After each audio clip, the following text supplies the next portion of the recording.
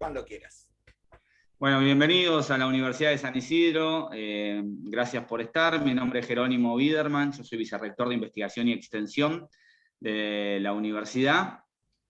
Es donde está encuadrada la Cátedra de Estudios sobre Cultura Popular Diego Armando Maradona. Es una cátedra que hoy está celebrando su tercer encuentro, y es una cátedra que está coordinada por Martín Biagini, que es nuestro anfitrión en el día de hoy, y que bueno, se propuso ya desde el comienzo estudiar distintos fenómenos que tienen que ver con nuestra sociedad y como eje transversal con la cultura popular. El primero de los encuentros tuvo que ver con los superhéroes, ¿no? Hicimos un estudio con distintos expertos acerca de los superhéroes, tanto en nuestro país como en el exterior. El segundo encuentro tuvo que ver con el rugby y el rol que hoy ocupa en la sociedad y todas las polémicas que se generaron y con las distintas aristas que tiene el rugby como deporte. Vamos a tener por delante, ya lo prometió Martín, algunos encuentros también sobre fútbol y sobre música, sobre distintas cuestiones que tienen que ver con la cultura popular. Y hoy nos toca un tema apasionante que es el de literatura y territorios. Así que bueno, gracias a Martín, a Alejandro, a Carolina, a Fabio, a Lucía, que van a ser nuestros expositores. Así que bueno, bienvenidos a todos. Cuento también que este evento lo estamos grabando y después lo vamos a subir al canal de YouTube de la universidad por si después lo quieren recomendar, ¿no? Así batimos récord de vistas en YouTube. Así que bueno, gracias a todos. De verdad, bienvenidos a la UCI. Cuando quieran, bueno, cuando puedan, mejor dicho, se pueden dar una vuelta por la universidad. Mientras tanto, nos manejaremos por la vía virtual. Así que Martín, cuando quieras, gracias a todos. Bueno, muchas gracias, Jerónimo. Este es el tercer encuentro de la Cátedra Libre de Cultura Popular Diego Armando Maradona, y como dijo Jerónimo recién, vamos a abordar el tema de la literatura y el territorio. El territorio hasta mediados del siglo XX era tomado meramente como una jurisdicción, pero las ciencias sociales a mediados del siglo pasado empezó a abordarlo desde otro punto de vista. Y el territorio ya dejó de ser una simple jurisdicción.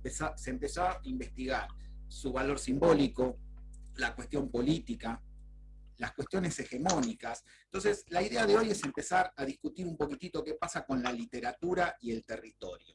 ¿Sí? ¿Es un mero recorte? ¿Existe una literatura territorial? Bueno, se invitaron a varios investigadores y escritores y poetas. Para mí es un lujo la mesa de hoy, primero pues son personas que le tengo mucho aprecio, y segundo pues son personas que admiro. Yo leo a todas las personas que fueron invitadas hoy. Los voy a ir presentando muy por arriba y después, cada vez que hable uno, voy a leer brevemente el currículum.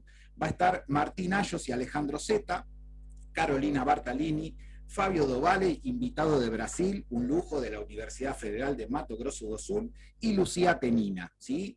Los voy a ir presentando de a uno, ¿sí? Vamos a arrancar con los poetas de Zona Sur, Alejandro y Martín, así que les paso la posta. La dinámica es la siguiente: vamos a tener unos 10-15 minutos de exposición, cada uno de los expositores, expositoras, nos van a contar sus proyectos, sus temas de investigación, y al final hay unas preguntas preparadas y obviamente la presencia del público.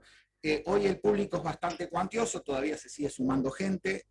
Tenemos público de ambos países, de Argentina y Brasil. De hecho, tenemos de Brasil a la presidenta de la Unión Brasilera de Escritores, al presidente del CLEAEC, Centro Latinoamericano de Estudios de la Cultura, a Edgar César Nolasco. Tenemos un montón de colegas brasileros que están presentes, obviamente invitados por Fabio, así que hoy tenemos no solamente un panel de lujo, sino también un público de lujo. Martín, Alejandro, yo me muteo un segundito el micrófono.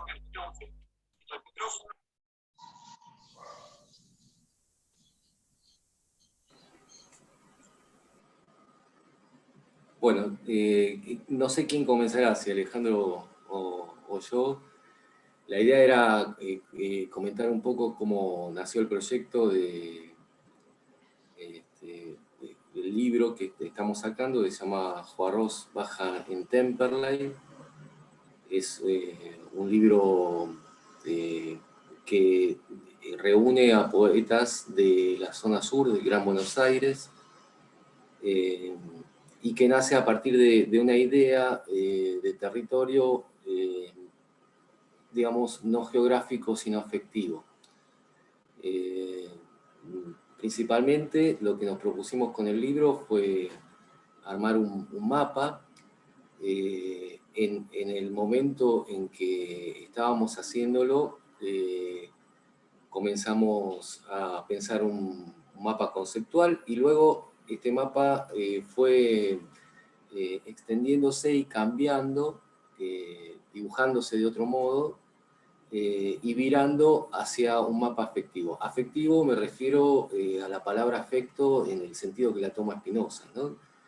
Es decir, nosotros lo que nos propusimos desde un comienzo es ver cuáles eran los diversos agenciamientos que iban dibujando este mapa, y en base a eso es que elegimos, o digamos, quedaron autores. Hubo muchos, la selección fue muy difícil, quedaron unos 30. Yo quisiera agradecer a algunos autores y luego hablar un poquitito, digamos, en mi caso, y en la parte, digamos, del mapa que dibujamos, están Rolando Andrade, Marta Quelón, Diego Roel, Domínguez Bendini, Mario Paolucci, que está fallecido, Luis Sabato, Dante Schettini, Esteban Leyes, bueno, Carolina Bartalini también. Y bueno, la idea en principio fue esta.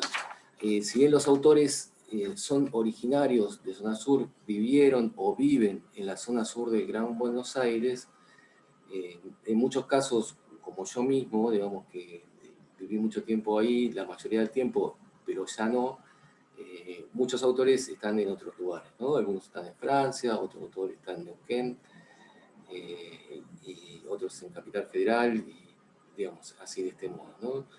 Lo principal fueron más o menos dos conceptos que tomamos, o tres. Uno es que el territorio no es necesariamente geográfico. De hecho, Buenos Aires está dividido entre Capital Federal, Gran Buenos Aires y luego, digamos, la provincia. Pero entre Capital Federal y lo que se llama conurbano, digamos, el territorio que se dibuja y que se divide a partir de distintos modos de subjetivación. Estos modos de subjetivación, bueno, corresponden a agenciamientos determinados que son meramente, por lo menos por lo que pensamos, políticos, ¿no? Es decir, lo que estamos pensando en general es que hay una especie de como que se desdibujan las fronteras entre lo que sería Capital Federal y Gran Buenos Aires, en el hecho de que, bueno, la gente de Gran Buenos Aires trabajamos en Capital, vuelve a Gran Buenos Aires, etc. No hay una, un concepto, digamos, una división geográfica real entre una cosa y otra. La división es meramente política o conceptual. Ahora bien, lo que estábamos diciendo y viendo en los autores que elegimos, los que viven y los que no viven en el Gran Buenos Aires, es que hay una pertenencia afectiva hacia lugares que se van dibujando de acuerdo a historias, modos de existencia, y que requieren, digamos, de alguna manera, para poder llevar a cabo, para poder dibujar este mapa, un esfuerzo colectivo, un modo podemos decir, de conexión o simbiosis en algunos casos, que tienen que ver no solamente con cuestiones humanas, sino a veces con cuestiones que son de otra naturaleza y que influyen en eso, ¿no? Las poesías los poemas que seleccionamos más o menos van hablando de esto.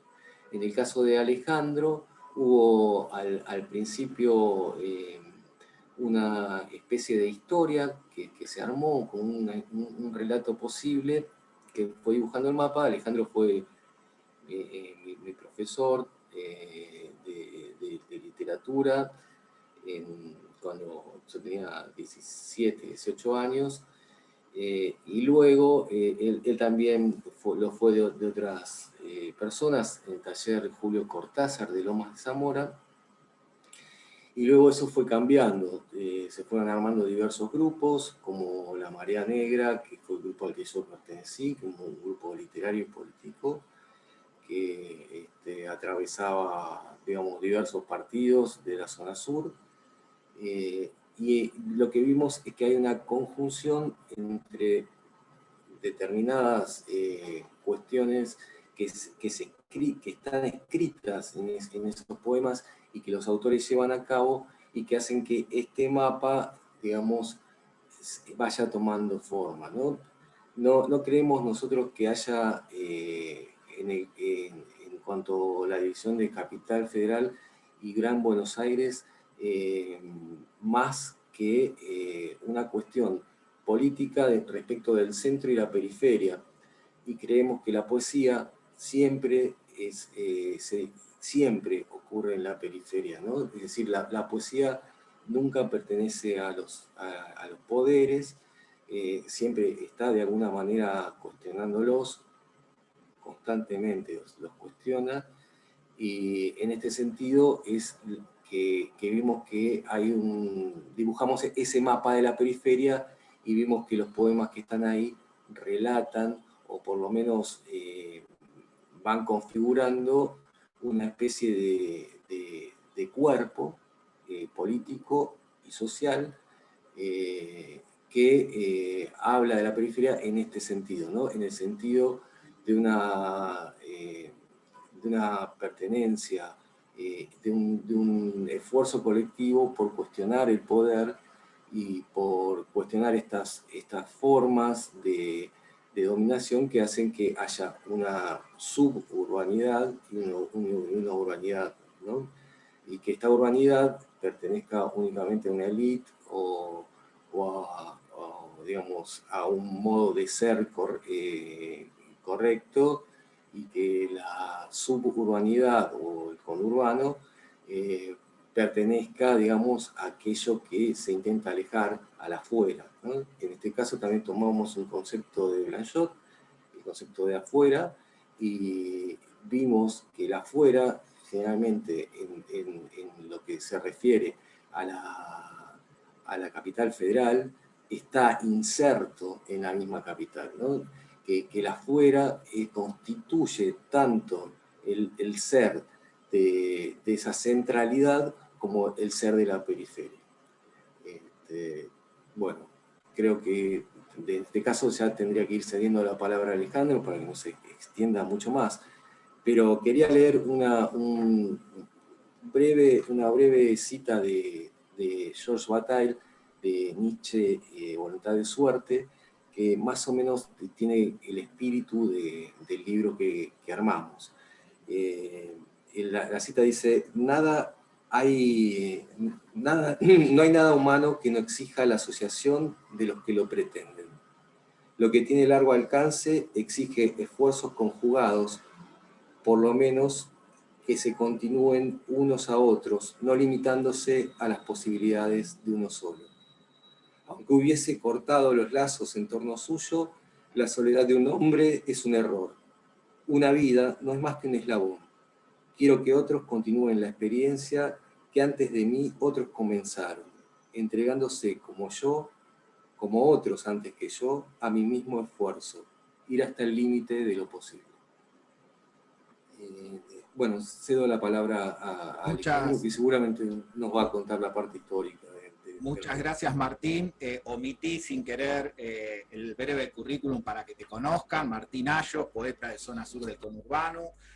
Transcurrió la mayor parte de su vida en Lomas de Zamora y Remedios de Escalada, libros publicados: X, Caos o Naturaleza, Dejando Santos Dumont, y en preparación Devenir Pájaro. Formó parte, sus poemas formaron parte de 2 muestras internacionales en Salinas Art Center en Kansas, Estados Unidos, y Galería Labor en México. Y ahora va a hablar Alejandro Zeta, docente, actor titiritero, periodista. En 1990 fundó el Teatro de Títeres de las Bestias Peludas, perteneció al grupo Arte en la Calle, colaboró en El Expreso Imaginario, Revista Maru, Frente de Tormenta y En Tiempo Argentino, entre otras publicaciones. Alejandro, un gusto. Bueno, muchas gracias, Martín. El joven que estaba hablando recién, que como él dijo fue alumno mío, yo voy a ir contando mi historia en el conurbano y del traspasar del conurbano y de la poesía y la literatura en este territorio, con documentos, para que ustedes vean que Martín no mintió. Este es un documento, no sé si lo van a poder leer, pero del Taller Literario Julio Cortázar, y el segundo de este lado en Martinayos, ahí donde tengo el dedo. No se lee, pero está escrito en máquina de escribir, Olivetti, y fotocopiado. Taller Literario Julio Cortázar, de la Municipalidad de Loma de Zamora, que transcurrió durante los años del 95 al 2000. Martín tenía 17 años y un día me llamó, apenas empezaba la pandemia, si podíamos trabajar juntos en la construcción de un libro sobre la poesía del conurbano y con Fabián Banga. Cuando tuve esa videollamada con Fabián y Martín, yo me había olvidado un montón de cosas. La desmemoria no me dejaba construir la historia, y no hay historia sin memoria, por lo cual a medida que iba construyendo y charlando con ellos, me di cuenta que yo tenía que recuperar mi propia historia, en la memoria, ¿no es cierto? Y Fabián después, por razones personales, no pudo seguir, y Martín Biagini se sumó al proyecto, y ahí tenemos un maravilloso historiador, a él no le gusta que diga esto, un historiador de la cultura que nos guió también. Él había hecho un reportaje a Juan Carlos Jiménez, de la revista Maru, y yo fui secretario de redacción de la revista Maru de Avellaneda. Por lo cual a mí me maravilló, ¿no?, que tuviéramos ese punto en común tan importante. Voy a leer los nombres de los poetas que pasan por esta parte de la historia que les voy a contar. Son Juan Echegoyen, Jorge Cabrera, Leonardo Varela, Silvia Bonfilio, Leandro Alba, Sergio Mercurio, Graciela Dopico, Concepción Flores, Gabriela Bruch, Martina Cruz y Valeria Liz Salcedo. Todos ellos, de alguna manera, se cruzaron con esto que les voy a contar. Al mismo tiempo sucedían las cosas, ¿no? Arte en la Calle fue un movimiento creado por Juan Echegoyen que consistía en colgar poesía con broches de una soga en las plazas o en las peatonales de las ciudades del conurbano, ¿no? Entonces, cuando escribí un estudio preliminar, poético, para el libro Roberto Juarros Baja en Temperley, me imaginé que tal vez una de esas personas que leyó un poema mío colgado de una soga en la estación de Temperley podría haber sido Roberto Juarros cuando volvía a la universidad de su trabajo en la biblioteca. Porque recuerdo haber visto personas que leían, y cuando leían un poema mío, yo tenía una enorme emoción, ¿no? Yo tenía 28 años, era una enorme emoción. Y con María Negroni, con Juan Echegoyen, y con Olvado Mazur, un dibujante, y Nuria Pereyaki, que fue la fundadora de la revista Maru, junto a Juan Carlos Jiménez, hicimos esta publicación, Puertofolio, con poemas que nosotros nos reuníamos en un taller literario que funcionaba en el café de la esquina de la estación de Lanús. Y creamos este folleto, hecho en cartulina, muy a mano, hermoso, que yo tengo acá, me encanta, porque es un hermoso recuerdo de los poemas de María, de Juan, y el prólogo de Nuria. Entonces, Nuria, como le decía recién, es la fundadora de la revista Maru. Yo acá tengo 2 ejemplares que me fueron quedando. Ellos publican hasta el día de hoy un ejemplar por año, ¿no? Y Amaru tiene el gran valor de haber recuperado o de haber publicado a poetas del interior del país, ¿no? También del conurbano, muchos poetas que han pasado por allí, ¿no? Y una de las cosas muy valiosas que me pasó estando en Amaru, que fui invitado a un encuentro de escritores de La Pampa en el año 90, Y en ese viaje conocí a Juan Carlos Bustias Ortiz, que me regaló este libro, Punca Bermeja. Volví en el tren enloquecido con este libro tan bello, que lo leí con devoción y lo sigo leyendo. Y Juan Carlos Bustias Ortiz me dice, bueno, le voy a regalar este libro. En La Pampa era un héroe, ya era un héroe de la poesía. Me lo presentaban como, le vamos a presentar el poeta de La Pampa. Y después Buenos Aires lo encontró, lo redescubrió, ¿no? Pero ya era héroe en La Pampa. Esto lo cuento porque tiene que ver con la relación del conurbano con la ciudad de Buenos Aires, ¿no? Ellos nos descubren, o nosotros somos lo que somos y tenemos que ser lo que somos desde nosotros, no sin querer ser otra cosa. En el interín de estar en la revista Maru se armó un grupo de poetas en el cual participé, que es el Grupo Che, que repartimos volantes de poesía en las estaciones de tren, ¿no? Miles de volantes repartidos, ya estaba hecho en offset, ya éramos modernos, y con dibujos, ¿no? También con la revista Maru se hicieron un cartel mural de poesía dedicado a la ciudad de Lanús, que se pegó en las paredes. Esto venía con uno de los ejemplares de la revista Maru, La Luz, Única Luz, un poema que estaba hecho con las antiguas impresoras de cajas de letras de plomo, ¿no? Que se construían una por una, letra por letra, un trabajo artesanal de aquellos grandes impresores. Y lo pegamos en las paredes. Entonces, nosotros confiábamos y confiamos en esta difusión de la poesía popular en las calles, ¿no? Porque confío en los lectores que descubren la poesía, o un lector que descubre la poesía por haber leído un volante, por haber leído un cartel en la calle, por haber leído una pintada en una pared. Siempre me llama la atención eso y siempre me gusta poder decirlo. También con el Grupo Che se creó esta revista mural, Percanta que me amuraste, y tiene varios poetas, la mayoría del conurbano también.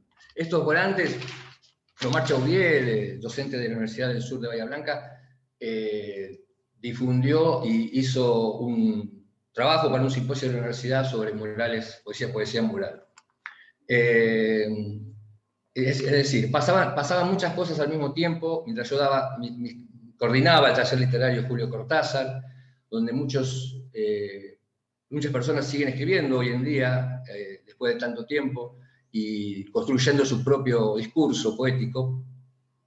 Y yo era un coordinador que había tomado el método Grafen, de Mario Tolleipen, y que fue alumno de Noé Trick, y a partir de esa cátedra Noé Trick crearon esta forma de destruir, ¿no? Como decía Aldo Pellegrini, la construcción de la destrucción, ¿no? Destruir el discurso hegemónico a partir de una creación del lenguaje a partir del juego, pero un juego, como decía Cortázar, que tenemos que aprender a jugar, y jugarlo muy bien. Entonces, de esa manera también, Leonardo Varela y Leopoldo Varela eran de Lanús, profesores de lengua, poetas, se encontraron un día con un librero de la ciudad de Buenos Aires, Jorge Brandi, que había sido amigo de Roberto Santoro, el poeta desaparecido, trágicamente, y generosamente fue el productor de Frente de Tormenta. También una revista muy importante que salió durante el menemismo, ¿no? Es una revista que hablaba de temas que en ese momento para la cultura irrumpía de alguna manera en el discurso del poder, ¿no? Aquí hay reportajes a Eduardo Galeano, a Javier Villafañe, a La Madre de Plaza de Mayo, a Diablo Mundo. Y de Diablo Mundo les quiero contar algo, que si bien era un grupo de teatro, pues esta historia está en el libro, por eso la rescato, y por qué un grupo de teatro tiene que ver con la poesía, ¿no? Bueno, lo explica Carlos Uriona. El grupo de Diablo Mundo es de Temperley, un excelente grupo de teatro, que creaban teatro. A ver, sorprendeme. Bueno, el teatro que se construye desde adentro de la actuación, ¿no? Lo que intentamos es que la poesía como elemento de teatro exista, dice Carlos Uriona. Uno naturalmente está todo el tiempo hablando con palabras que le presta a otro. Como cuando el diablo usa Rimbaud para decir cosas como: Esto empezó con alguna repugnancia, y esto terminó, no pudiendo apoderarnos de inmediato de esta eternidad. Esto terminó, corta velada, es cierto. A mí me encantó esas palabras, ¿no? Que rescató, que recordaba Carlos Uriona. Y, ¿por qué? Porque la poesía tiene que ver tiene que ver. Se construye también a partir de otras acciones humanas, como es el teatro. ¿No? Yo conocí a mi compañera Cristina Ledesma, excelente titiritera. Yo soy un aprendiz todavía, y me hice titiritero cuando nos casamos, hace 30 años, y creamos Las Bestias Peludas, como dijo Martín hace un rato, y ediciones de Las Bestias Peludas. Entonces también publicamos autores de cuentos y para niños, y llegamos a vender muchos libros en las escuelas. Lo comento porque a partir de una pequeña editorial, ¿no? Casera, llegamos a muchos niños, a muchas familias del Partido de San Vicente, que es donde yo vivo. Y cuando egresaba ese grupo de titiriteros de la Escuela de Actores Titiriteros de Avellaneda, un libro cuyo autor es mejor olvidarlo, Son de la Libertad y la Muerte, este libro lo hicieron con títeres. Yo digo, ¿cómo van a hacer poesía con títeres? ¿No? Entonces, hicieron poesía con títeres o, no, digamos, la transformaron en un guión, que no es un guión, en una muestra de telas, cartones, objetos que se fueron dando vida para poder decir, hay una poesía que se puede decir de otra manera. Frente de Tormenta, y en el diario Pregón del diario de Lanús, que él sabe era enfrente donde yo vivía, había también estas viejas impresoras, y se hizo una revista que se llama Letra Brick, en honor a ciertos integrantes de la revista que les gustaba beber. Letra Brick fue una experiencia interesante. Salieron solamente 2 números, ¿no? Pero fue una experiencia interesante porque nosotros llamábamos a esto la poesía negra, ¿no? Porque si hay una poesía blanca, hay también una poesía negra.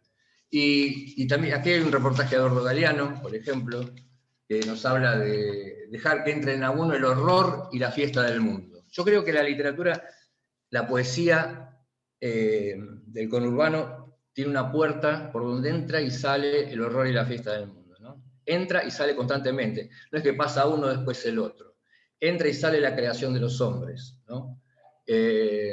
Como titiritero, viviendo en Lanús, en aquella época, conocimos todos los rincones de Lanús. Digo esto porque conocimos el conurbano en todos sus aspectos, ¿no? El horror y la fiesta. La gente sufriendo, el dolor, que van a ver algo, como les decía hoy, ¿no? O pueden leer un poema en una pared. Entonces, no es que la poesía tenga que tener una función social específicamente, como muchas veces se dice, ¿no? Sino lo que yo pienso es que esas palabras pueden llegar a un corazón. Para ir cerrando, Martín, ¿me puedes pasar a mostrar las fotos que te había pedido? Si estoy dentro del tiempo todavía, vos me decís. No te escucho. Bueno, mientras Martín busca unas fotos que yo le pedí, esas fotos estaban en la esquina de La Prida y España, en Loma de Zamora. Eran poemas pintados en las paredes, que duraron 30 años pintados. Se les superponían pintadas de aerosol, carteles políticos, carteles de todo tipo, propaganda, pero siempre la poesía emergía, siempre quería salir, siempre se volvía a mostrar el autor. Ahí estamos viendo, creo, a Sergio Chavini, si no me equivoco, que fue un poeta asesinado en un bar de la zona en un tiroteo. No sé si se pueden agrandar las otras, ahí también está Sergio Mercurio, Amelia Lapeirere, Concepción Flores, que son poetas del libro Roberto Cuadrós Contemporáneo. Y que fuimos a hablar con este grupo que se llama El Banfileño, y yo los conocí justamente por esas pintadas. Dije, hay que rescatar esos poemas de la esquina de España y La Prida. ¿No? Entonces fuimos a hablar con esa institución, una institución educativa, y nos dijeron que lo iban a arreglar. que lo iban a arreglar la pared y iban a rescatar los poemas. La pared se arregló, los poemas nunca volvieron a aparecer, no importa. Pero la poesía siempre quiere emerger. Entonces, yo me conecté con Sergio Mercurio a partir de esas pintadas, porque había un poema de él, El Banfileño, un grupo de escritores que publica esta revista. Acá hay un poema, un reportaje hecho por Silvia Bonfilio, a ver si se ve, a Jorge Bocanera, ahí hecho una caricatura. Un poeta emblemático, ¿no?, del conurbano, y lo rescata artistas, ¿no?, de la zona. Y con Sergio Mercurio, que es director de teatro y titiritero, también construimos una obra que se llama Siempre Julio, donde actuamos para escuelas con la obra de Julio Cortázar. Cortázar siempre está presente, de alguna manera se escabulle y vuelve a entrar en el conurbano porque se lo merece. Finalmente les quiero contar que en el tiempo argentino encontré a dos abuelos, cuando yo colaboraba en el tiempo argentino, Delia y Germán, que vivieron en su niñez y en su juventud en un pueblito que se llama Villarrobles, en Santiago del Estero, a 1 kilómetro del río Dulce, en pleno campo, sin luz, con agua del río. Delia se sacaba los zapatos para llegar a la escuela y se los ponía cuando iba a entrar. Pero ¿qué trajeron? ¿Qué tesoro trajeron? Las vidalas. Ellos cantan las vidalas santiagueñas, que acá en esta nota se rescataron 10 vidalas, ellos recordaban. Pero hay mucha poesía en el conurbano, de los migrantes, que llegaron al conurbano en la época del peronismo, en el 45 y adelante, y actualmente de Paraguay, de Bolivia, de Uruguay, de Chile, de Colombia, de Venezuela. ¿Cuánta poesía está llegando al conurbano y que tenemos que rescatar? Hay muchas historias de muchos poetas que tienen que ser contadas. Esta es la mía. Pero hay muchas historias que tienen que ser contadas, ¿no? Y eso es lo que nosotros proponemos, de alguna manera, con Martín y Martín. Proponemos que nos cuenten sus historias también, porque se van a cruzar, ¿no? No hay historia que no se cruce con otras. Por eso es un mapa, el subtítulo del libro es un mapa posible de la poesía del conurbano sur. Posible, porque hay muchas otras posibilidades. Les agradezco el tiempo en que me han escuchado y gracias por invitarme. Muchas gracias, Alejandro. Impresionante las historias. Carlos, el de Diablo Mundo, está radicado ahora en Estados Unidos. El proyecto fue impresionante y quedé impactado con tu archivo. Impresionante el archivo, ¿sí? Pasamos ahora a Carolina Bartalini, licenciada en Letras por la Universidad de Buenos Aires, magíster en Estudios Literarios Latinoamericanos por la Universidad Nacional de 3 de Febrero, dicta clases en la Maestría de Estudios y Políticas de Género de la UNTREF y en la Universidad Nacional Arturo Jaureche, donde coordina la línea de estudios literarios y culturales en el programa de estudios latinoamericanos y es coordinadora del Simposio Internacional de Literaturas y Conurbanos. Una colega y amiga, Carolina. Hola, buenas tardes. Gracias, Martín, por la presentación y por la invitación. Estoy muy contenta de estar acá y escucharlos. Bueno, no sé muy bien qué decir. Pensé también algunos recorridos posibles, como decían, sobre el tema que nos convoca y la idea de presentarnos. De alguna manera Martín me había dicho, con quien comparto muchas andanzas, entre otras las del simposio, de hablar un poco sobre el nuevo simposio, o sea, el que se va a desarrollar este año, porque ya hubo uno en el año 2000, prepandemia, ya no sé ni cuándo fue, en el 2000, ¿cuándo? 2019. Pero bueno, me surgieron algunas como preguntas mientras los escuchaba Martín y Alejandro, y pensé como entrar por ahí un poco, porque es algo que me ronda bastante. Yo además de investigar y de dar clases, escribo también. Y en un momento, cuando publiqué mi primer libro, que se publicó en una editorial de Monte Grande, que se llama La Carretilla Roja, era una editorial súper nueva y me había llamado muchísimo la atención que era una editorial de Monte Grande, porque digamos, no conocía ninguna editorial de Monte Grande, que es en el conurbano sur, digamos, de la provincia de Buenos Aires.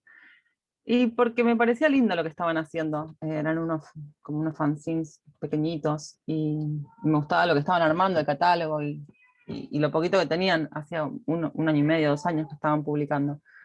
Y entonces, en ese momento, bueno, mis vecinos estaban gritando, se escucha, ¿no? ¿No? Ah, bueno, acá sí se escucha un montón. Me preguntaba, y me sigo preguntando, ¿de dónde es una? Quiero decir, digo, más allá del lugar donde uno nace, ¿no? Yo nací como en Capital Federal, en la ciudad de Buenos Aires, pero en algún momento de mi vida me surgió la duda y la necesidad de responderme a mí misma de dónde soy. Y esa ficción que uno se arma acerca del lugar, y empecé a decir soy de Avellaneda, ¿no?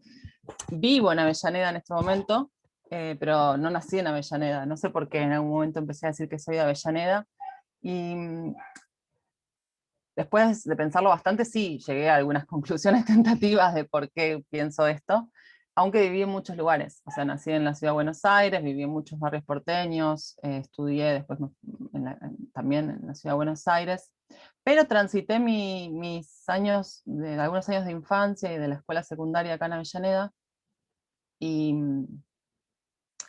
si bien a los 18 ya había estaba viviendo en la ciudad de Buenos Aires, en algún momento regresé por cosas de la vida, y empecé a pensar por qué yo digo que soy de Avellaneda, ¿no? Digamos, qué es lo que nos une a cierto territorio, porque es una construcción que está en la poesía, digo, cuando me preguntaban en su momento, bueno, ¿de dónde sos? O escribir la solapa de un libro, o lo que sea, digamos, un dato biográfico, y uno tiene que preguntarse, bueno, soy de la ciudad, bueno, ¿de dónde soy, no? Y cómo se construye esa comunidad tan particular que es el origen, ¿no? Porque la nacionalidad, la familia, el lugar en donde uno está es una experiencia sumamente subjetiva y particular y casi como intransferible, intraducible, ¿no? Es decir, ¿de dónde soy? Bueno, soy de acá por una serie de cuestiones que son difíciles de traducir. Y yo pensaba mientras los escuchaba en estos mapas, en estos movimientos, que en definitiva, más allá de donde uno sea, o donde diga que sea, ¿no? O de esa ficción que se arma en la propia narrativa personal, están en la literatura. Quiero decir que, digamos, hay rasgos que en la literatura están creados, hay mapas que están armados y que a veces exceden las decisiones que uno toma, digamos, desde el exterior, ¿no? Y pensaba también, por ejemplo, en el caso, bueno, de lo que los escritores que mencionaron, por supuesto, pero pensaba también el caso de Borges, que es un caso que me resuena. Borges, en mi historia familiar, y acá hay una cosa con lo familiar, ¿no? Porque, bueno, mi familia, voy a hacer un paréntesis, pero que viene al caso. Mi familia materna es de Adrogué, mi familia paterna es de Lanús, de Herli, y en ambos casos como que se había cruzado, ¿no? Borges en esa escena tan famosa, tratando, porque no lo logró, lo sabemos todos, que no se suicidó, pero sí se quiso suicidar, o al menos eso es lo que contaba en el Hotel de las Delicias de Adrogué, que ahora es un centro cultural, una escuela y un centro cultural, no existe más. Después la invención de la casa de Borges, que en realidad nunca fue de Borges, no hay una casa ahora en Adrogué que dicen que es de Borges, es muy borgiano esto, donde Borges vivía, pero en realidad Borges nunca estuvo ahí, no era su casa. Después una escena familiar muy interesante que da cuenta de esto, porque yo me preguntaba, ¿qué es lo que nos caracteriza? ¿No? ¿Hay algo que nos identifica a los del conurbano? Yo pienso que no y sí. Qué sé yo, hay rasgos lingüísticos, como por ejemplo decir que Buenos Aires es la capital, ¿no? Nosotros hablamos de la capital, los que están en la capital no hablan de la capital, no sé, no la nombran. Pero entre otros rasgos, como que viajar, por ejemplo, los momentos de viaje, me parece que son significativos, ¿no? Viajar porque uno va a comprar libros a la capital y vuelve en el tren o en el colectivo leyendo esos libros que compró, y eso da cuenta del viaje, del tránsito, y pensaba en los viajes de Roberto Art en el tren, escenas literarias, ¿no? Pensaba en Alejandra Pizarnik caminando de su casa de infancia acá cerca de donde estoy yo ahora a la escuela normal. Pensaba en todas esas escenas conurbanas que están siempre como caminándose, ¿no? Las calles caminadas. Y pensaba también en Borges viajando, en la escena familiar, es mi abuela quien lo va a buscar a su casa y lo acompaña en el tranvía porque lo habían invitado a una biblioteca donde mis abuelos militaban de alguna manera, biblioteca acá en Avellaneda, una biblioteca popular, veladas de estudio después del trabajo. Y Borges vino con mi abuela en el tranvía, dio la conferencia y bueno, después lo acompañaron de nuevo en un tranvía, ¿no? Esas escenas que son de otros momentos, a nadie pensaría, bueno, más allá de que no hay tranvía, de que un personaje como Borges llegaría en colectivo, ¿no? A la biblioteca popular del barrio. Dan cuenta de una época, pero también dan cuenta de unos modos de habitar los tránsitos entre la ciudad y la periferia, o el conurbano, o el margen, como queramos llamarle, ¿no? Que me parece siempre muy interesante de pensar en la poesía, porque me parece que en la poesía contemporánea y actual, la cuestión del movimiento y de este caminar, o el tránsito, sigue estando. Pero bueno, me fui un poco por las ramas, quería volver al simposio. Bueno, yo trabajo en la Universidad Arturo Jauretche, en Florencio Varela, ahí doy clases, investigo,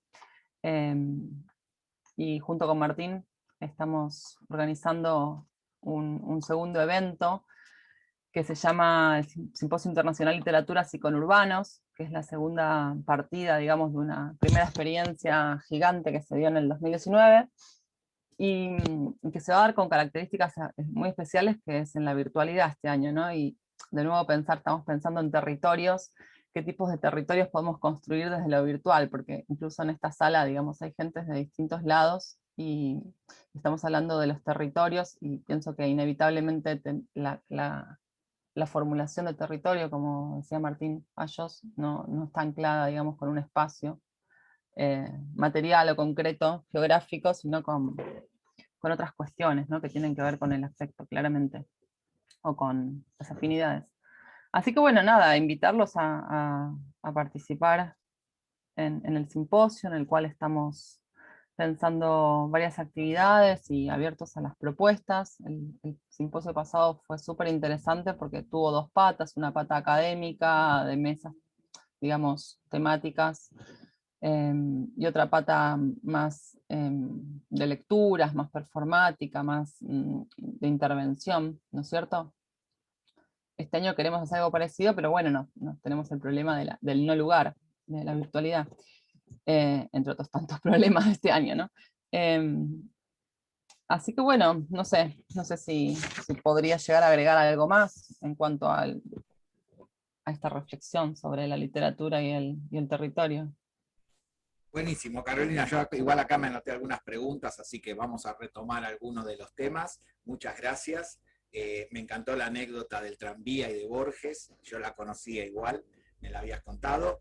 Vamos a pasar ahora al profesor. Es peor todavía, te voy a agregar algo más, porque dale, resulta que mi abuela lo fue a buscar y lo acompañó en el tranvía hasta, esto queda en Piñeiro, la biblioteca queda en Piñeiro, sigue estando, en el barrio de Avellaneda. Y Borges, cuando saluda a toda la gente que lo estaba esperando, imagínense, o sea, llega Borges, o sea, es como el evento, o sea, y lo estaba esperando, lo saludan, y la saluda de nuevo mi abuela como mucho gusto, encantado. No la había registrado, o sea, no la había visto, no sabemos muy bien, pero entra todo en la misma escena de este archivo familiar que también traigo.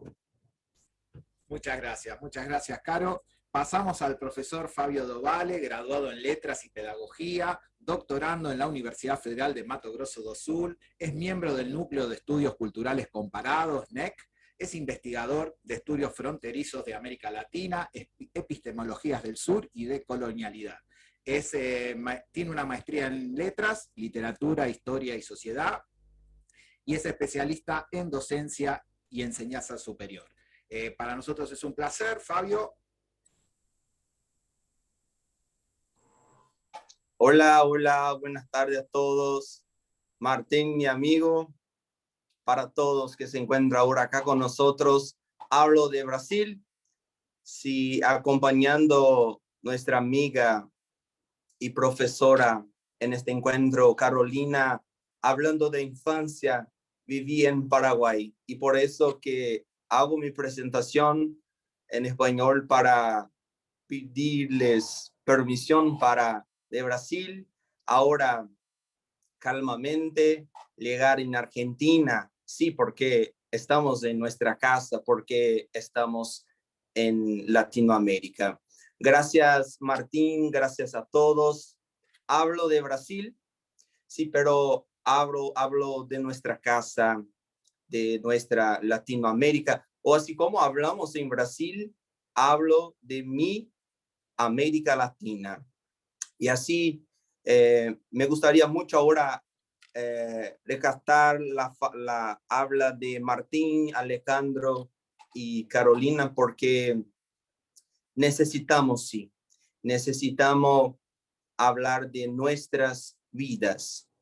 Y poco a poco, ahora voy a ofrecer un poco de nuestra investigación que estamos trabajando en Brasil seriamente, y también no solo como escritor brasileño, pero escritor latinoamericano, escritor investigador periférico, escritor marginal, porque no hablamos de una cultura de centro, y así claro que estoy hablando de Europa, pero estoy hablando de esta necesidad de hablarnos, y parabenizar Carolina por ofrecer a nuestra Latinoamérica un simposio latinoamericano que habla de cultura, que habla de poesía, y partes también para la academia, porque sí es necesario hablar. Y así poco a poco pido más una vez permisión para hablar ahora, no como brasileño y no solo como visitante argentino, sí, pero yo quiero hablar ahora como latinoamericano, que es sí una cultura que nos hermana, una cultura que nos aproxima.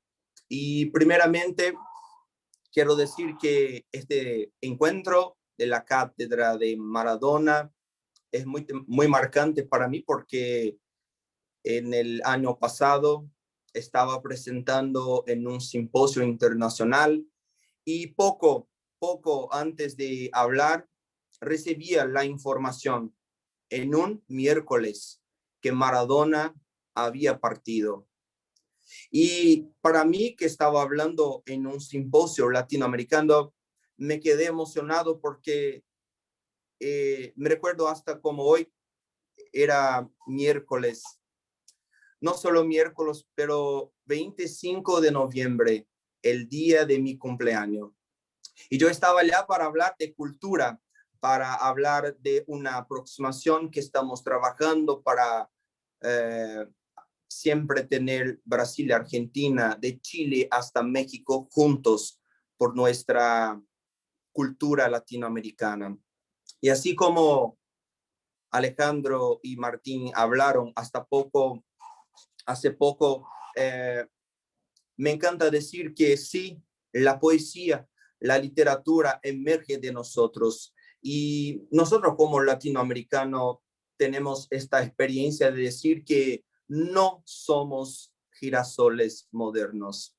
Nuestra cultura atraviesa nuestros cuerpos, y como profesor en Brasil, como investigador, como escritor, tengo que decir, porque es necesario, la cultura, la poesía que emerge de nuestro cuerpo investigativo, sea por la epistemología, sea por nuestras culturas, así básicamente diciendo, es que es necesario hacernos así, porque nuestra identidad latinoamericana va poco a poco, sea por el verso, sea por la conversación en prosa,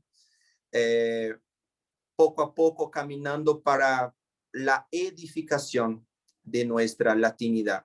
Y acá en Brasil, un trabajo muy serio que hace mi orientador crítico literario brasileño, profesor de la Universidad de Brasil, el maestro Edgar César Nolasco, que hace poco tiempo fue finalista de Brasil del premio de, acá en Brasil hablamos nuestro Oscar, el premio máximo de la literatura, indicado por su participación como escritor. Y mi maestro, así como yo, vivimos en el interior de Brasil. No hablamos de grandes centros. Yo conozco, sí, centros como São Paulo, yo conozco ciudades grandes de Brasil, pero no solo estamos acá para hablar de la cultura, o sea, a respecto de la cultura, pero estamos acá para hablar a partir de nuestra cultura, a partir de nuestra infancia. Y por eso tengo que decir que no somos girasoles modernos. Estos encuentros para Brasil, sobre todo, es muy importante porque yo escribo poemas. Tengo libros de poemas y así como Alejandro, su trabajo excepcional. Me encanta hablar que la poesía latinoamericana es sí una poesía que no solo ofrece el conurbano como nuestra identidad, pero las fronteras que tenemos en nuestras vidas, en nuestros corazones. Y acá en Brasil trabajamos es importante decir importantísimamente nuestro concepto creado por mi orientador que se llama la crítica biográfica fronteriza. Entonces, mi amigo Alejandro, mi amigo Martín, Carolina, Martín, otro Martín, sí, porque ahora acá tenemos dos y muchas personas de Brasil, Argentina y muchos otros lugares de nuestra Latinoamérica. La crítica biográfica fronteriza trabaja con estas cuestiones que tenemos. Y yo, por ejemplo, que tuve una experiencia en mi infancia en Paraguay, yo puedo decir como latinoamericano que no solo aprendí otro idioma, así mismo que portugués sea una lengua latina. Recuerdo que en Paraguay yo conocí muchos indígenas y la modernidad presenta muchas veces los indígenas como salvajes. Y para mí en Paraguay los indígenas fueron personas que caminaron no solo cerca de mi familia, de mis amigos, de mi escuela, solo que personas que ofrecieron una mirada especial. Y cuando hablamos de conurbanos, cuando hablamos de la margen, de la periferia, comprendemos que la crítica biográfica fronteriza pone nosotros como latinoamericanos no girasoles. Y ahora hablo por qué. Mira que el girasol, cuando está en un día de sol, acompaña el sol mínimamente, es su deber. Es su deber. Pero una pregunta que siempre estoy haciendo para mis alumnos en la universidad, mis alumnos de colegios regulares, y en el día que se está lloviendo, ¿cómo que queda el girasol? Nosotros latinoamericanos conocemos el girasol o los girasoles, pero no somos girasoles, porque Foi no tenemos... o que eu falei lá no grupo, assim, tipo, tinha outras coisas que estavam me incomodando. Y así para nosotros es importante decir que los girasoles son nuestras identidades falsas para muchos latinoamericanos, porque la crítica eurocéntrica muchas veces ofreció cómo nosotros latinoamericanos teníamos que caminar. Y cuando hablamos, así como Alejandro muy bien habló para nosotros, nuestra poesía emerge, parte de nosotros, de nuestra vida. Es necesario reconocer nuestro punto de partida. Y hoy mismo conociendo muchos escritores, investigadores europeos, nosotros reconocemos que la modernidad fue importante para el mundo, pero la modernidad no representa a nosotros latinoamericanos, porque tenemos nuestra manera, nuestra forma de charlar, de tenernos encuentros como estamos teniendo acá. Acá en Brasil, yo soy director de cultura de la Unión Brasileña de los Escritores. Acá tengo Samuel, escritor brasileño, Silvia, nuestra presidente, y muchos otros escritores. Tengo que decir entonces que estoy en casa para hablar de corazón abierto, que la crítica biográfica fronteriza nos representa, porque mínimamente el girasol acompaña el sol y cuando no hay sol queda solito, cabizbajo, mirando para el piso y no sabe qué hacer. Nosotros latinoamericanos que caminamos para fortalecer nuestra latinidad, comprendemos que no somos girasoles porque tenemos esta hermandad latina de una poesía que habla de conurbanos de Brasil, de Río de Janeiro, de San Pablo, y también de muchos estados que no son conocidos en nuestra Latinoamérica. Así más una vez hablando de Chile hasta México. Tenemos así por decir que nuestra Latinoamérica ofrece este caminar con una poesía que es distinta, una poesía que es especial porque la producción latinoamericana tiene este compromiso de la infancia. Carolina hasta poco hablaba que con su abuela tenía su experiencia y comprendemos que la crítica biográfica fronteriza es para nosotros latinoamericanos una cuestión de experiencia. Y así caminando por estas experiencias, tengo que decir claramente que hay muchas cosas de la cultura latinoamericana que nos pone juntos. Y si caminamos juntos, tenemos la bandera de nuestra latinidad. No estamos cerrando contacto con otras culturas no latinas, pero estamos ofreciendo nuestro corazón que reconoció Quino, que hice Mafalda para ofrecer una crítica que es muy conocida hasta hoy en todo el mundo. Reconocemos Borges con su importante visibilidad de la frontera, de los cuerpos, de la cultura, así como tenemos en Brasil muchos otros brasileños. Acá, por ejemplo, tengo una alumna que es bisnieta de un escritor brasileño que mucho representó el Pantanal, Manuel de Barros para nosotros, y caminamos en Brasil comprendiendo poco a poco que hablar de nuestras cuestiones es sentir que nuestro cuerpo está en la frontera cultural. Para acá o para allá somos latinos.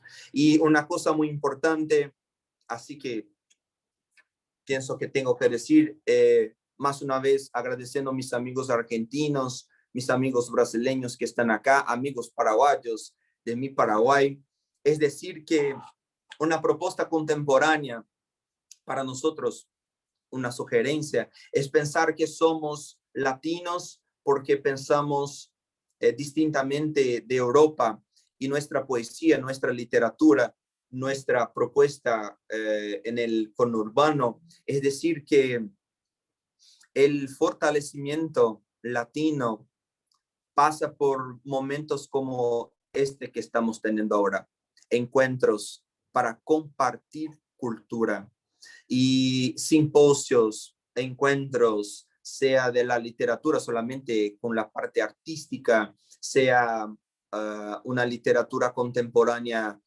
con la academia, o porque los dos juntos, tengo que decir que es necesario. Poco a poco, para la finalización de esta primera parte, tengo que decir que la crítica biográfica fronteriza, concepto de mi orientador Edgar César Nolasco, que también es escritor brasileño, comprendemos que un cuerpo que está en la frontera, no una frontera geográfica, una frontera que nos pone distintamente del centro, es un cuerpo que siempre necesitó hablar. Pero la cultura eurocéntrica, hablamos en Brasil, cartesiana, parte de veces opresora, mucho trabajó con nosotros para enseñar parte de la cultura. Pero una cosa que es muy importante refletir es que, por ejemplo, si Carolina o si Lucía, estoy mirando acá, si Lucía, Carolina son argentinas o son paraguayas o son brasileñas y escriben de la cultura japonesa, ellas están hablando a respecto de la cultura japonesa porque no son japonesas. Y así que estamos estudiando en Brasil. No solo estamos acá para hablar al respecto de la cultura latinoamericana, estamos acá para hablar sobre al respecto, pero principalmente a partir de nuestra cultura. Creo que para nosotros que estamos en este momento contemporáneo es muy, y claro, tengo que decir muy emocionado, que Brasil por mucho tiempo quedó afastado de esta discusión latina porque los críticos brasileños grande parte de las veces hablaban y replicaban Europa. Nuestra modernidad, nuestra forma de pensar brasileña, creo que hasta 60, 70, creo que hasta 80, 1980, no ofrecía un pensar genuino brasileño. Y poco a poco agradecemos a los hermanos argentinos, mexicanos, cubanos que están acá, Liliana, mi amiga cubana que está acá, amigos paraguayos, para decir que si así caminamos, vamos a comprender que la poesía, que nuestra literatura latina tiene una misión, no solo hablar al respecto, pero principalmente de nuestro punto de partida. Yo hablo no sobre nuestra Latinoamérica o como hablamos muchísimamente en Brasil, nuestra América Latina, pero hablamos con nuestra Latinoamérica. Y para terminar mi contribución, agradeciendo amigos Carolina, agradeciendo a Alejandro, un trabajo excepcional como periodista. Me encanta porque cuando niño escuchaba que propuestas culturales estaban lejas cuando pensábamos Brasil, Argentina, Brasil, México. Parecía a veces que Brasil no era un país latino, porque muchas veces no fomos invitados para participar con la crítica y así por la falta de estas invitaciones, Brasil acababa por terminar replicando la cultura eurocéntrica. Y hoy hablamos de latinos para latinos y con latinos, de una poesía, de una frontera que nos hermana. Quiero entonces dejar por encuentro acá de Brasil un fuerte abrazo, decir que Brasil está abierto para proyectos con Argentina y como escritor brasileño, investigador brasileño, tengo que decir muchas gracias. Es solo con simposios así, encuentros así, que nuestra literatura hoy contemporánea va a ofrecer para todos nosotros la fuerza de nuestra latinidad. Martín, muchas gracias. Muchas gracias, Fabio. Bueno, tengo algunas preguntas anotadas para el final. Vamos a pasar a la última exposición, Lucía Tenina. Bueno, a Lucía la conocí porque tenemos un amigo en común, el escritor Juan Diego Incardona, que nos presentó. Yo estaba militando en una asociación de vecinos, Vía Verde, y ella estaba gestionando la exposición de los saraos, los poetas de la periferia de San Pablo, en la Feria Internacional del Libro de Buenos Aires, y ese año nos cruzamos. Lucía es licenciada en Letras por la Universidad de Buenos Aires, magíster en Antropología Social por la UNSAM, la Universidad de San Martín, doctora en Letras por la UBA, es profesora de Literatura Brasileña en la Facultad de Filosofía y Letras de la Universidad de Buenos Aires, y es investigadora del CONICET. Y bueno, yo te agradezco mucho, hoy fue un día bastante complejo para ella, y bueno, agradezco mucho que estés presente. Lucía. Bueno, buenas noches, un gusto estar acá, la verdad, muy agradecida con Martín, que me parece que es una persona que crea territorios de una manera afectiva y con mucha potencia, y fui escuchando a cada uno de ustedes y sintiéndome muy honrada de estar en este mapa, en este mapita de cuadraditos hoy a la tarde. Quisiera, empezar haciendo una referencia también personal, porque hoy es un día bastante especial para mí, y aprovecho que bueno, que estamos en un encuentro acá para dedicar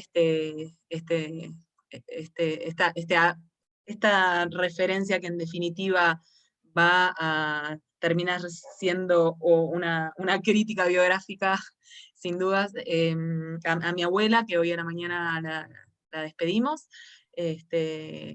y que bueno, que en definitiva constituye muchísimo de lo que soy yo, así que quería aprovechar este momento para dedicarle habla y agradecerle mucho y agradecerles a ustedes. Y pido permiso entonces para tomar la palabra. Eh, la verdad es que me parece que quisiera retomar algunas cosas que fueron diciendo ustedes como para después entrar a lo que Martín me convocó, que apunta a las diferentes prácticas que fui desarrollando a lo largo de mi carrera, que está ligada a Brasil, desde un punto de vista latinoamericano, sin dudas. Bueno, en principio me parece interesante pensar esta idea de literatura y territorios, y me parece que esta idea de territorios en plural fue tomada desde un punto de vista cartográfico, como dijo Martín, ¿no? Un mapa afectivo, un territorio afectivo, ¿no? Una cartografía afectiva, y una cartografía afectiva que, como dijo también Martín, se puede pensar desde el afecto en términos de Spinoza, y en ese sentido como algo que nos afecta, ¿no? Un territorio que nos afecta, y en ese sentido, indefectiblemente, ese territorio terminan siendo las personas, ¿no? Que son afectadas, en definitiva, ¿no? Y escuchaba, sobre todo lo escuchaba con mucha atención y mucha prisa por escribir y tomar nota a Alejandro, y pensaba cómo la presentación de Alejandro y la biografía de Alejandro es un territorio, ¿no? Es un territorio afectivo tan potente que genera otros diálogos como el que están teniendo ahora con los dos Martínez, y como habrán tenido en su momento en aquel encuentro que relataron y que me lo pude figurar en el taller, ¿no? Y bueno, y entonces pienso a partir de ahí cómo es que yo, no hablando desde el conurbano y tampoco hablando desde Argentina, en definitiva, porque voy a hacer referencia a mi trabajo con Brasil, cómo es que yo puedo pensar esta idea de literatura y territorios, ¿no? Y en principio, y además tampoco hablando como poeta, ¿no? Sino hablando desde una posición, desde un territorio con el cual muchas veces me peleé, me sigo peleando, me sigo amigando en ciertos momentos, que es el territorio de la crítica literaria, ¿no? Que es un territorio que felizmente estoy empezando a encontrarlo como un territorio muy potente, ¿no? El accionar de la crítica literaria, al pensarlo desde una idea de práctica social, ¿no? En general mi trabajo apunta a eso, a pensar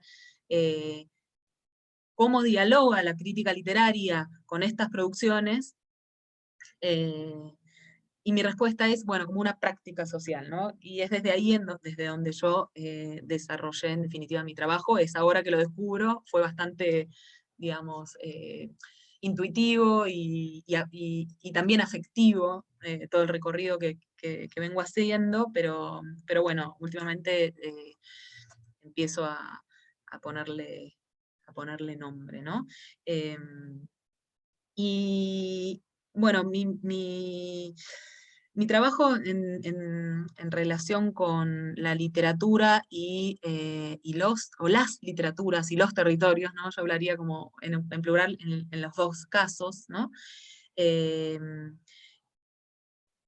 Tuvo que ver con una serie de producciones literarias de los conurbanos de diferentes ciudades de Brasil, ¿no? En principio como una investigación académica, hace ya muchos años empecé a descubrir en una serie de fotocopias, una serie de escritores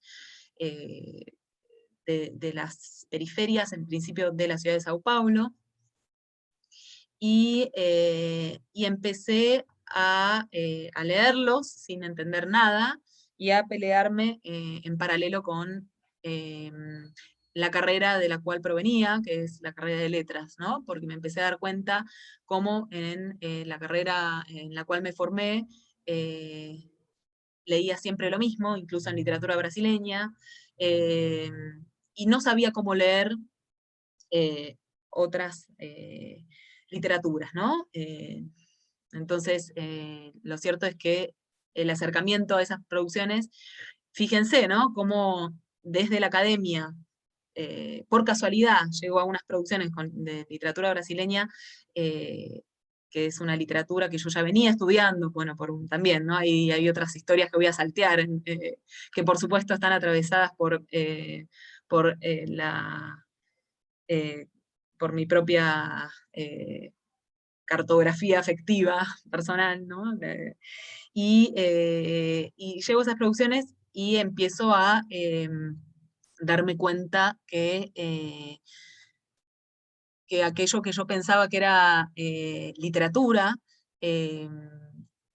sin cuestionar qué era literatura, ¿no? Porque lo único que yo pensaba que tenía como el aval de hacer esas preguntas eran en general hombres europeos, sobre todo Foucault, ¿no? Que se pregunta qué es la literatura, una serie de textos así que se leían en la carrera, y que, bueno, un poco también hacía que uno, bueno, no se puede preguntar qué es la literatura, porque la literatura es esto, y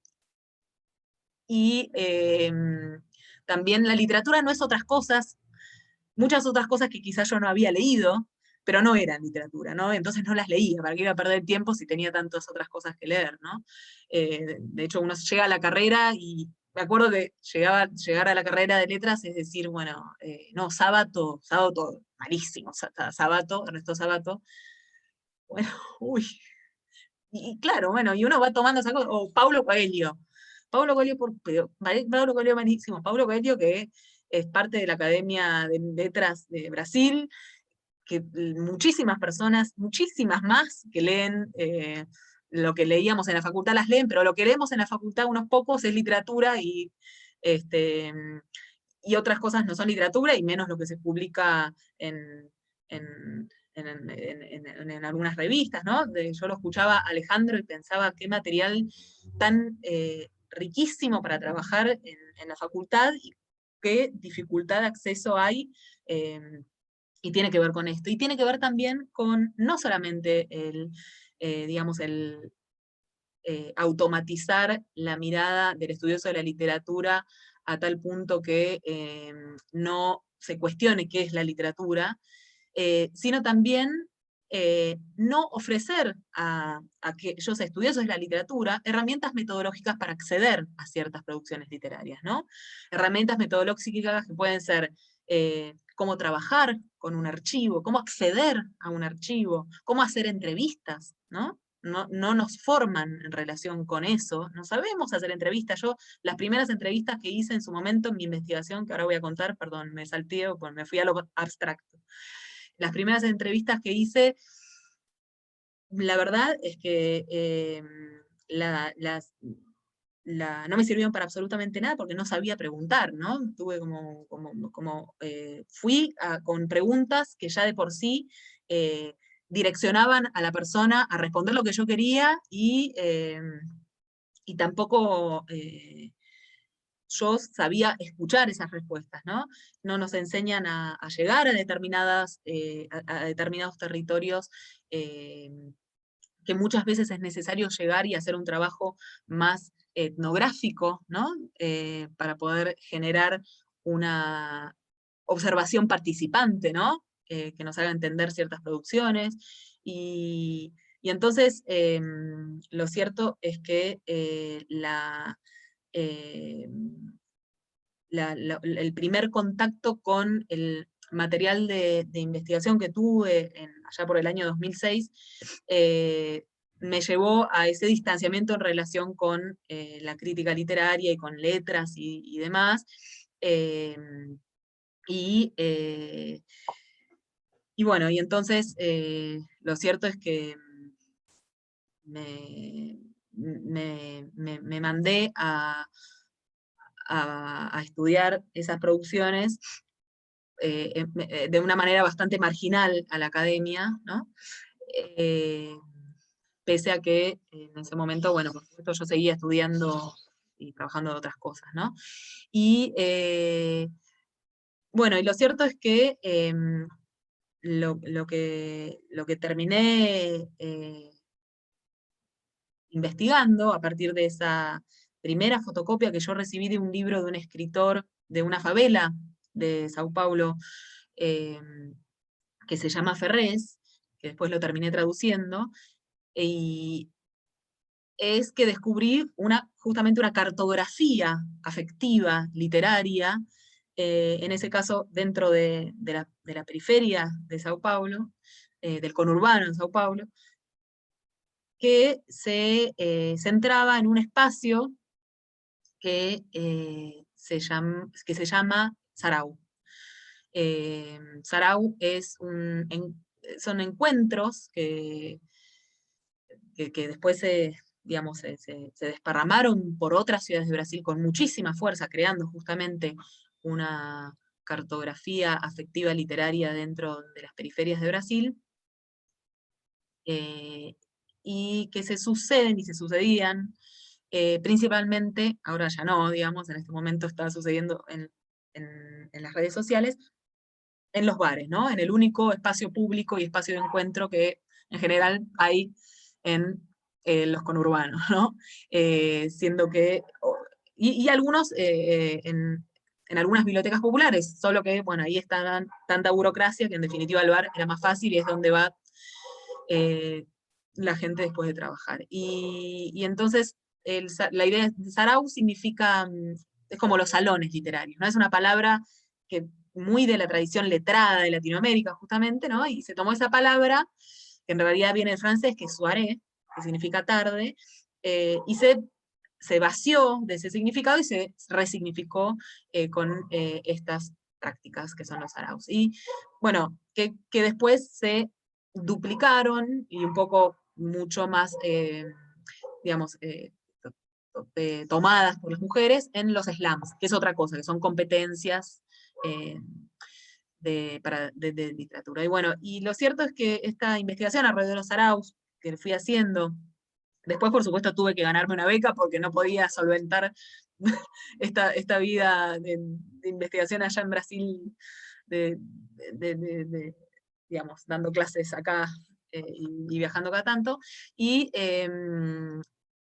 bueno, y lo cierto es que fui haciendo un trabajo que se empezó a transformar justamente a partir de la beca. Tenía que mantener mi trabajo de crítica literaria, publicar en revistas y demás, pero en paralelo empecé a pensarme a mí misma como, bueno, desde la crítica literaria, que en definitiva es lo que empecé a hacer, pero como una especie de crítica anfibia, ¿no? Una crítica que empezó a volverse, empecé a traducir, me volví traductora, empecé a descubrir esa potencia que tienen, como se puede ver en las presentaciones que hicieron, en la presentación que hicieron Martín y Alejandro, y en los trabajos de Martín, también Bellini, la potencia de intervención dentro de cierto statu quo en relación con lo que es la literatura, en este caso, de las antologías, y en ese caso hice una antología que se llamó Saraus,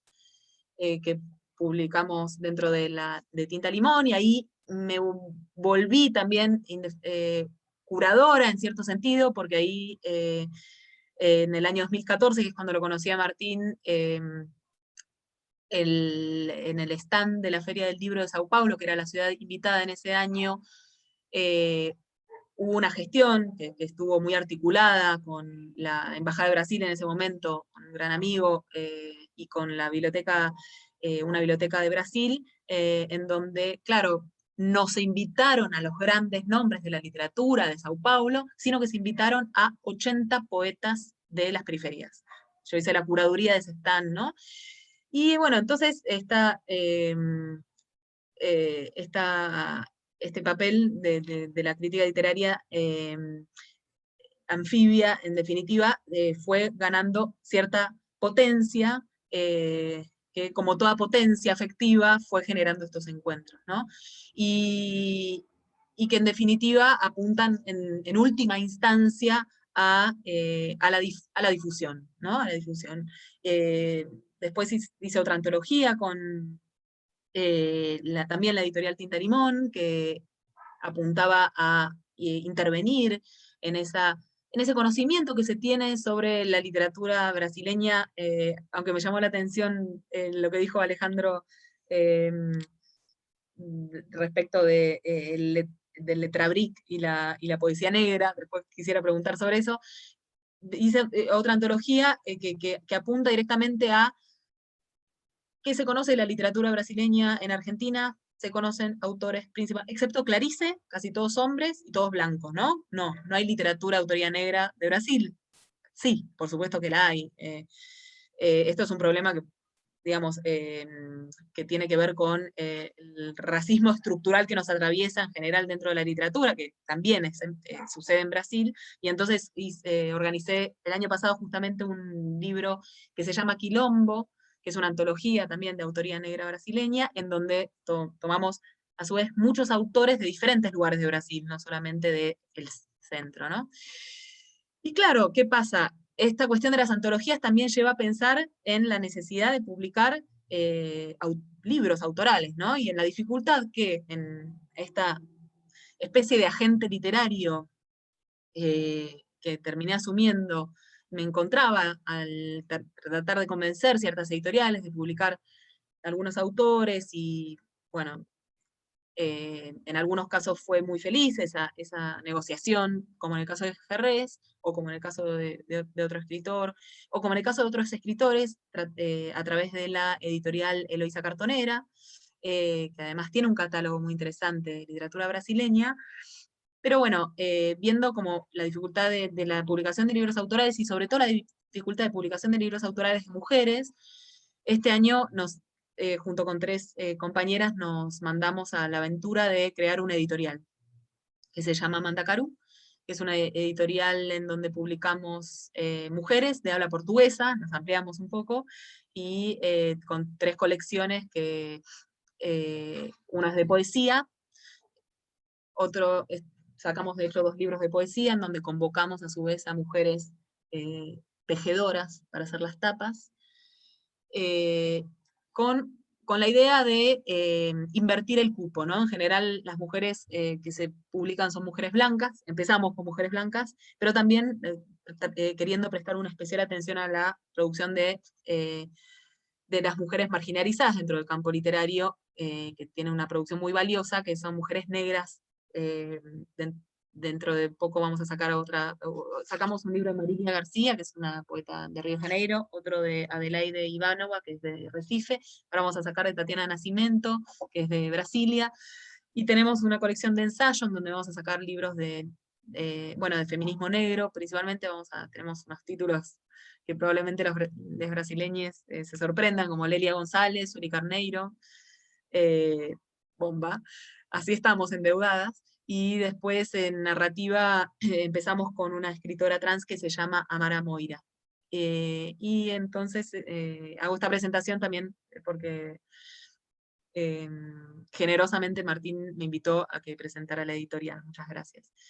Y en este sentido, bueno, me gustó mucho la palabra del portuñol, que usó, que usó el compañero Fabio, a respecho, me gustaba, ¿no? A respecho, que en realidad es a respecto, pero me gustaba la idea del pecho, ¿no? Es a respecho de todo esto, pongo el pecho, y creo que todos en este encuentro pusimos el pecho, con la presencia de las abuelas, ¿no, Carolina? Como un eje muy, muy importante, ¿no? Ahí la rama femenina que nos atraviesa en nuestras vidas. Y entonces, a respecho de todo lo dicho, quería... acá terminó esta exposición. Muchas gracias. Muchas gracias, Lucía. Bueno, primero voy a pedir disculpas, pues nos excedimos un toquecito con el horario planteado. Igual, repito, a ninguno les marqué el horario, pues fue un placer escucharlos. Ahora vendría la etapa de las preguntas, pero ante este ajuste de tiempo yo quiero hacer una especie de cierre y le voy a pedir a alguno de los expositores que haga un comentario al respecto. Yo anoté un montón de preguntas que no las voy a hacer, pero sí anoté algunas cuestiones que me parecieron que se repitieron en cada una de las exposiciones.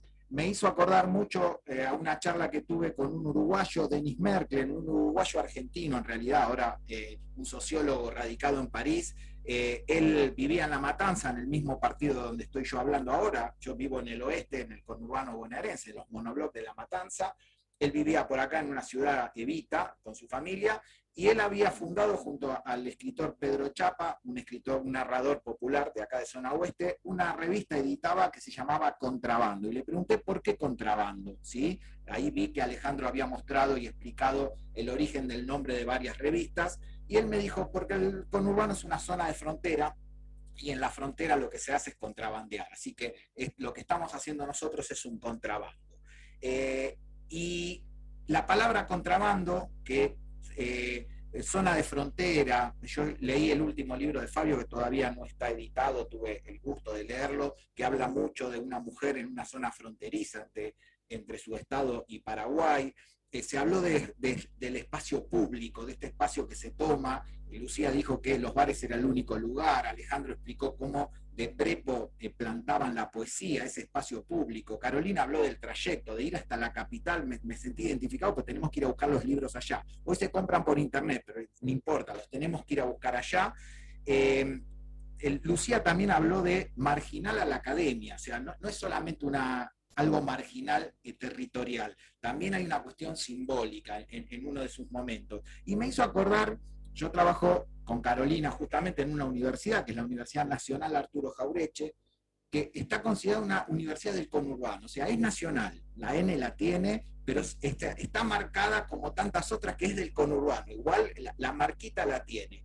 Y me llama la atención que todas las universidades del conurbano en las últimas épocas han fundado sus propias revistas, ¿sí? Y los nombres son bastante categóricos. Anfibia, ¿sí? Que no es ni del agua ni del aire. Bordes, mestiza, la nuestra es mestiza justamente. Cordón. Así que vi como hilo común esta cuestión del espacio en todo momento. Esos son los datos. Me anoté preguntas para todos, voy a pedir disculpas. Les voy a pedir si alguno quiere hacer el cierre de todo este evento, que bueno, para mí fue un orgullo, y pido disculpas por las preguntas porque nos excedimos bastante del tiempo. Invito a los expositores, ¿alguna persona quiere hacer el cierre con alguna idea final? Por favor.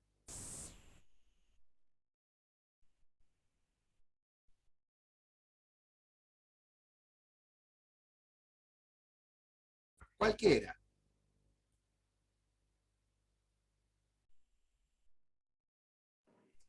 Hablando todavía a respecto. Dale. Muy bien, Fabio, dale. Lucía, muchas gracias. Este es mi Paraguay que todavía está dentro de mi cuerpo cultural y así, perfecto. Tengo un pedido importante para Carolina, una silla para Brasil o 2 sillas, 3 sillas para su simposio internacional, para que podamos hacer muchos trabajos.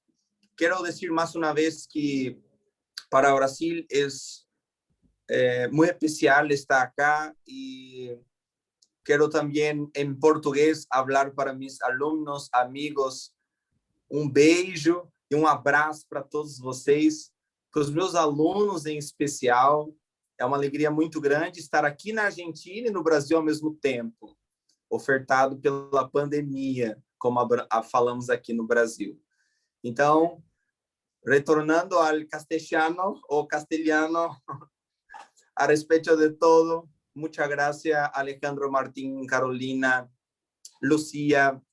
Creo que este momento es necesario para comprendermos la cultura. Hablamos que es un concepto que trabajamos que es desbritanizar, o sea, hacer con nuestros ojos, con nuestro cuerpo latino.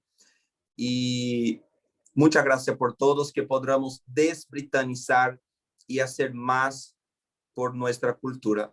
Muchas gracias. Un beso de Brasil. Gracias. Bueno, muchísimas gracias entonces. Vamos a dar por terminado este tercer encuentro. El cuarto encuentro va a ser sobre fútbol el mes que viene y vamos a hablar de fútbol femenino y fútbol de potrero. Justamente dos fútbol recontra marginales, así que seguimos con la misma línea. Esta es la Cátedra Libre de Cultura Popular Diego Armando Maradona de la Universidad Nacional, perdón, de la Universidad de San Isidro. Así que les agradezco a todas y a todos y a todes por la presencia. Nos vemos el próximo mes. La cátedra es totalmente libre y abierta. Y muchas gracias. Hoy fue un panel de lujo. Yo estoy recontra contento. El material va a ser subido a YouTube, así que va a estar disponible. Muchas gracias.